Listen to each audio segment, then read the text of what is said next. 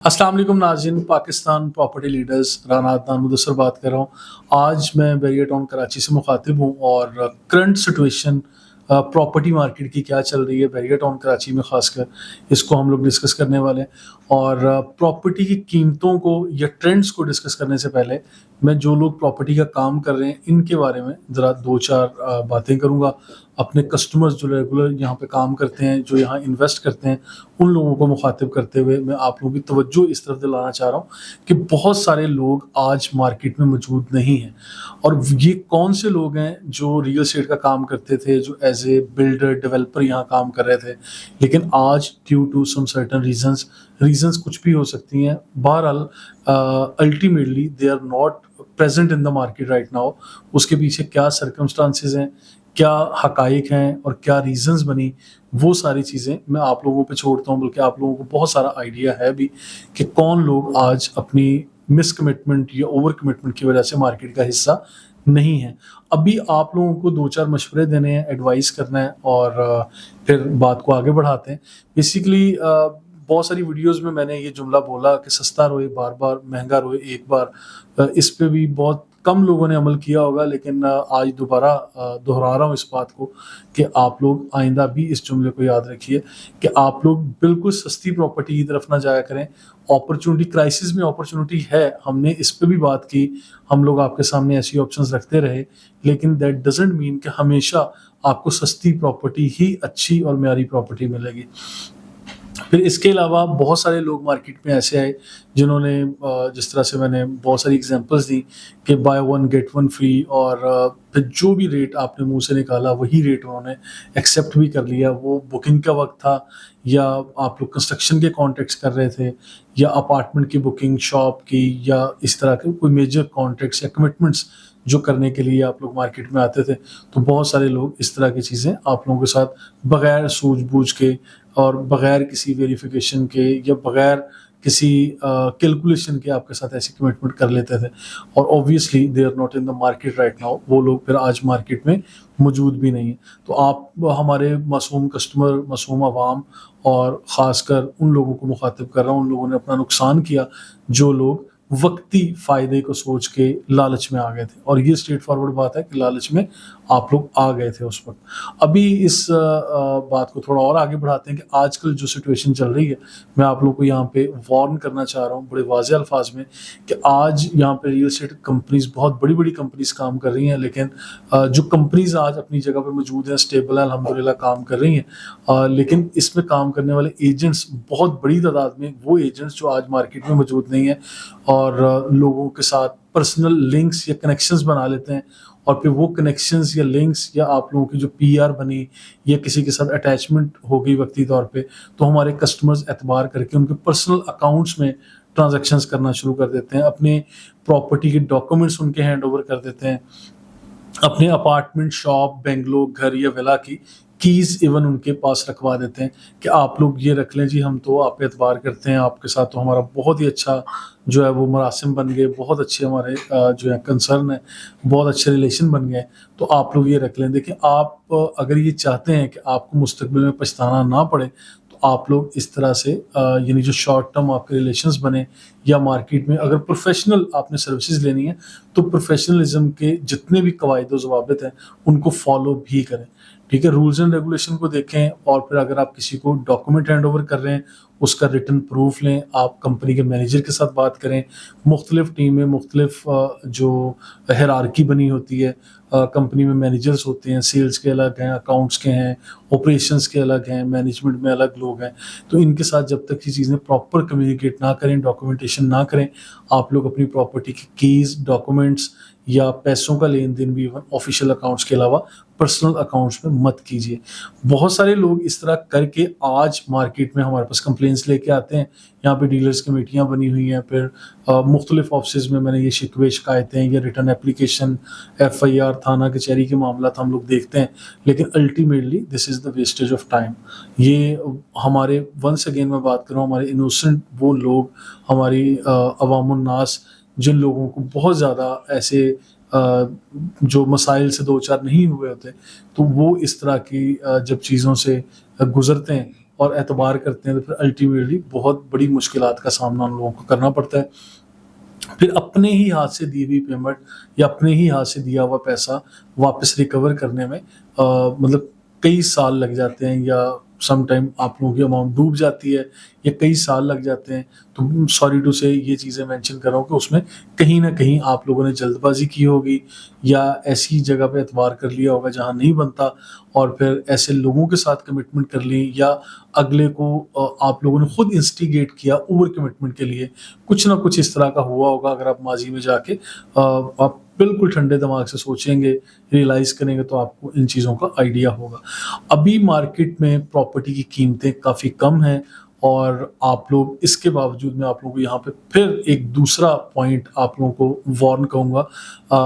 Warn कर रहा हूँ बड़े वाज़ेह अल्फाज में वंस अगेन, कि जो बहुत ज़्यादा ज़रूरत से ज़्यादा सस्ती प्रॉपर्टी आप लोगों को कोट कर रहा है, इनबॉक्स में भेज रहा है, मैसेज कर रहा है, या उसके कोई डॉक्यूमेंट दे रहा है, तो आप लोग ऐसे एजेंट के बारे में पहले वेरीफाई करें, उस प्रॉपर्टी को वेरीफाई करें, क्योंकि जो प्रोफेशनल्स काम कर रहे हैं वो जब तक वेरीफाई नहीं कर लेते, ऑनरशिप प्रॉपर्टी की वेरिफिकेशन अगर प्राइवेट बिल्डर की है तो उससे जाके मालूम नहीं कर लेते, वो लोग उस वक्त तक अपनी ट्रांजैक्शन को मैच्योर नहीं करते, या इवन आपको 10 रुपए का टोकन भी नहीं देते। और वो लोग जो जल्दबाजी में कहते हैं अच्छा जी यहाँ पे प्रीसिंक्ट 10 में 200 गज का घर है, ये 1,50,00,000 से नीचे नहीं मिल सकता, और हमें तो कोई शख्स ऐसा जो 1,30,00,000 रुपए में दे रहा है, जबकि मार्केट बिल्कुल डेड बॉटम पे जो चल रही है, लोअर बॉटम पे जो मार्केट है, दैट इज 15 मिलियन का एक घर आपको मिल रहा है। आउट ऑफ ब्लू एक ऐसा शख्स आता है जी आज मैं आपको 13 मिलियन में आपको ये घर दिलवा रहा हूँ, तो आप लोग सोच लीजिए, समझ लीजिए, और ये अपने पल्ले से बांध लीजिए, there must be something behind the scene जो आपको नजर नहीं आ रहा। हो सकता है कोई डिस्प्यूट हो सकता है उस प्रॉपर्टी में कोई ना कोई डॉक्यूमेंटेशन में कोई मसाइल हो, या कोई दो लोगों का कोई झगड़ा हो, या कोई स्टे आ चुका हो, या कोई ना कोई उसमें मसला होगा। यानी वो स्मूथ और बड़ी ज़बरदस्त आइडियल प्रॉपर्टी नहीं होगी, जो प्रॉपर्टी रूटीन की प्राइस से कम कीमत में आप लोगों को मिल रही होगी। इस चीज़ से कता नज़र कि कोई अपनी मजबूरी में कम कीमत में बेच रहा होता है। अब इन चीज़ों को भी आप लोगों ने वेरीफाई करना है। वेरीफाई करने के लिए बैरियर टाउन के हेड ऑफिस में कुछ काउंटर्स अलग से बने हुए हैं, जो हमारे कस्टमर्स को भी वेलकम करते हैं, हमारे एजेंट्स को भी वेलकम करते हैं। आप लोग प्रॉपर्टी ओनरशिप और एज़ पर CNIC जो ओनरशिप है उसको आप लोग क्लेम करें, चेक करें, वेरीफाई करें, फिर प्रॉपर्टी का पर्सनल विजिट कर लें। बहुत सारे लोग हमारे ओवरसीज़ केस में या दूसरे शहरों में जो लोग रहते हैं, वो यहाँ बैरियर टाउन में काम करने वाले लोगों को या अपने किसी रिश्तेदार या अपने किसी ऐसे फैमिली मेम्बर को या फैमिली फ्रेंड को भेज देते हैं, या किसी एजेंट पर ही ट्रस्ट कर लेते हैं कि जी मेरे पास टाइम नहीं है, मैं मुल्क से बाहर हूँ, पैसा बना रहा हूँ और यहाँ पे पैसा भेज दूंगा आपको, और आप ही मेरी ट्रांजैक्शन खुद ही मैच्योर कर लें। मैं इस चीज़ के हक में भी नहीं हूँ। आप लोगों को यहाँ फिर वार्न कर रहा हूँ कि आप लोग अगर पैसा लगा रहे हैं, ज़िंदगी की जमा पूंजी लगा रहे हैं, आप लोग थोड़ा-सा वक़्त निकालिए। आप लोग दुनिया के किसी भी कोने में है, पाकिस्तान आने-जाने का एक टिकट, इसकी अमाउंट खर्च कर लीजिए, लेकिन आके अपना वो घर देखिए अपनी आँखों से, उसकी फ़िज़िकल डेवलपमेंट देखें, एक्जिस्टेंस देखें। आप लोगों को यानी जो भी इन्वेस्टमेंट आप लोग कर रहे हैं, आपको वो एक मेंटली सैटिस्फैक्शन भी होगी और दिल भी मुतमिन रहेगा। बहुत सारे लोग अभी आपकी प्रॉपर्टी या कोई 2 नंबर डॉक्यूमेंट बन गए, वो जो इस तरह के फेक जो डबलिंग हो गई, चीज़ें हो गई। अच्छा, बैरियर टाउन के डॉक्यूमेंट जो ऑफ़िशियली जो चीज़ें हैं, वो ना तो डबल सेल हो सकती है, ना डबल डॉक्यूमेंटेशन हो सकती है। मुझे 10 से 12 साल हो गए काम करते हुए। मेरे इस प्रोफ़ेशनल करियर के अंदर बैरियर टाउन के हेड ऑफ़िस में कभी भी हमने इस मार्केट में डबलिंग या इस तरह की डबल ट्रांसफ़र या कोई डॉक्यूमेंटेशन में कोई ऐसा ग्लिच नहीं देखा, ठीक है? लेकिन फिर मैं एक चीज़ कह रहा हूँ, जब मार्केट में वो चीज़ें जो हेड ऑफिस तक जाती ही नहीं वेरिफिकेशन के लिए, और लोग खुद टेम्पलिंग करके या कुछ एडिट करके या कोई डबलिंग करके कुछ 2 नंबरी कर लें, वो अलग चीज़ है। आप लोगों को इन चीज़ों से भी मैं आगाह रखना चाह रहा हूँ कि आप लोगों को चाहिए कि आप लोग प्रोफेशनल्स के साथ काम करें, चीज़ों को वेरीफाई करें। पेमेंट लेने और देने का जो तरीकाकार है वो वही होना चाहिए जो एज़ पर रूल बनता है, क्योंकि अब टैक्स के मसाइल भी आप लोगों के सामने होंगे। आज जो लोग फाइलर नहीं हैं, जो टैक्स पेयर नहीं हैं, और वो सिर्फ उसी वक्त जाके टैक्स पेयर बन जाते हैं या अपना स्टेटस एक्टिव करवा लेते हैं जब प्रॉपर्टी खरीद रहे हों या बेच रहे हों। तो आपको पता है कि एफबीआर ने एक लेट फाइलर की टर्म भी इंट्रोड्यूस करवा दी है, जिसमें नॉर्मली अगर फाइलर को 3% का टैक्स लागू हो रहा है, तो जो लेट फाइलर है उनको 6% का टैक्स जो है उनके ऊपर लागू होगा और उनको वो टैक्स चार्ज किया जाएगा, उनको पे करना पड़ेगा। और फिर जो नॉन फाइलर है उनके ऊपर तो 10 से 12% का है ही है। वो भी मुख्तलिफ प्रॉपर्टीज़ या मुख्तलिफ वो टैक्स की वीडियो मैंने अलग से वो दिया हुआ है। और हमारे राशिद भाई भी आइंदा हफ्ते में इंशाल्लाह टैक्स के ऊपर एक ब्रीफिंग वाली वीडियो दे रहे हैं, उसको भी आप लोग ज़रूर देखिएगा। और फिर इसकी जो भी बैरियर टाउन ने मुख्तलिफ प्रॉपर्टीज़ के एवज़ मुख्तलिफ जो टैक्स डिफ़ाइन किए हुए हैं एज़ पर कैपिटल वैल्यू और जो इनकी डीसी वैल्यू होती है उसके अकॉर्डिंगली, वो लेटर भी आप मेरी टीम से हासिल कर सकते हैं, या इसी में कोई डाउनलोड का ऑप्शन भी हम लोग दे देंगे लिंक्स में। आप डिस्क्रिप्शन में जाके देख सकते हैं, हमारी वेबसाइट का लिंक भी होगा, उसमें भी ये चीज़ें मौजूद होंगी। अब आ जाते हैं कि मार्केट में इस टाइम क्या ट्रेंड्स हैं, कौन सी प्रॉपर्टी आपको बाय करनी चाहिए, कौन सी प्रॉपर्टी आपको बाय नहीं करनी चाहिए। तो इसमें मैं दो टोक बात करूंगा। आपको इस वक्त हर वो प्रॉपर्टी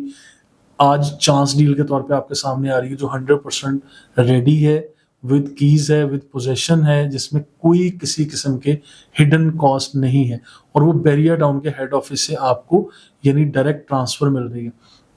अगर किसी प्राइवेट बिल्डर ने कोई यहाँ अपार्टमेंट बनाया, शॉप बनाई, ऑफिस बनाया, और अगर वो after all kind of NOCs, after all kind of procedures वो क्लैरिटी के साथ नहीं है, अभी बिल्डर ट्रांसफर हो रही है, आप उस पर थोड़ा सोच समझ के इन्वेस्ट कीजिए। अगर आपने वन शॉट पेमेंट करनी है, पूरी पैसे अदा करने हैं, तो एक ऐसी प्रॉपर्टी की तरफ जाइए जो बैरियर टाउन के हेड ऑफिस है, जिसकी बेबी फाइल बन चुकी है, जिसकी प्रॉपर डॉक्यूमेंटेशन हो चुकी है, उसको ट्रांसफर लीजिए। एक ऐसी प्रॉपर्टी जो आज अभी 4 साल हो गए, 5 साल हो गए बनी है, लेकिन उसकी बेबी फाइल मौजूद नहीं है, मैं उसमें आप लोगों को डिस्करेज करूंगा, आपके इस फैसले को डिस्करेज करूंगा कि आप लोगों को इस पे थोड़ा सा सोच समझ के काम करना चाहिए। आप लोगों को इस पे यानी रीथिंक करना चाहिए, रिकंसीडर करना चाहिए। इसके मुकाबले में एक ऐसी प्रॉपर्टी मैं आपके सामने रखूंगा